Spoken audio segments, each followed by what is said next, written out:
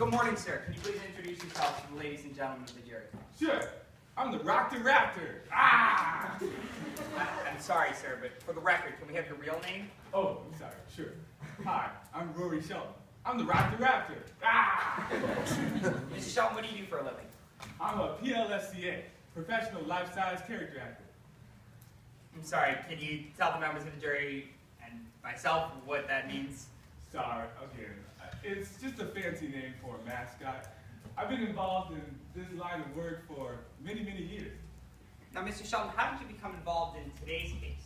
Well, I was an integral component in the investigation and subsequent arrest of the following people. 1, Whit Bowman. 2, I'm sorry, just Whit Bowman.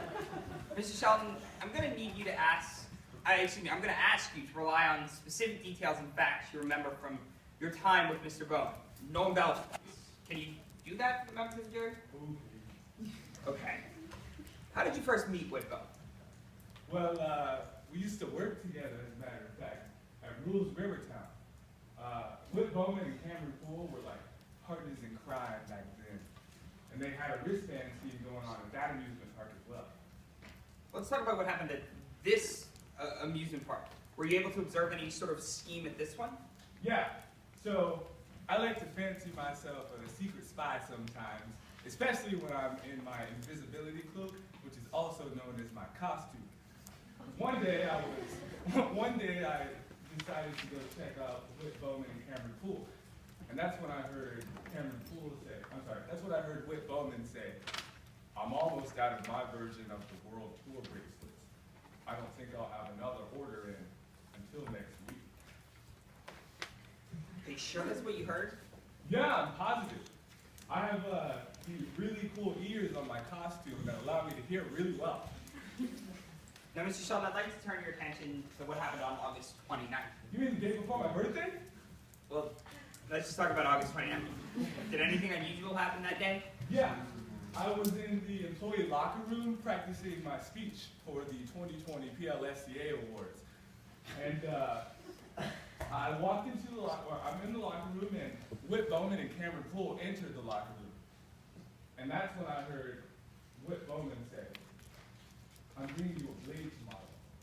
Cameron Poole said, "Why?" And that's when Whit said, "You might need it for a job."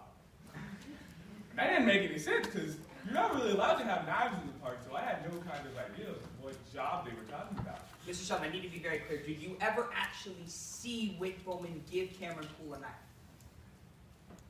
Yeah, I did. One day I was standing next to the Tunnel of Terror ride, and I saw Cameron Poole walk up to Whit Bowman. I'm sorry. I saw Whit Bowman walk up to Cameron Poole. And Whit Bowman said, "Teach Longstreet a lesson." And he handed Cameron Poole a blue knife. Let's talk about what happened at the end of the day on August 30th. What did you see? Well, I was standing by the ticket booth, and I saw Cameron Poole walk into the ticket booth. And moments later, I saw him burst out with the blue knife in one hand and a bag of money in the other hand. Where did Cameron Poole run after he left the ticket booth? Well, he seemed to be running towards the Tunnel of Terror ride. He burst out of the door and ran through a crowd. People were screaming and yelling. I tried to follow them as fast as I could, but my costume kind of got in the way. But when I arrived at the Tunnel of Terror, it was too late. Cameron Poole was gone. The Tunnel of Terror was dark, and Officer Winston Thomas was lying on the ground in a pool of blood.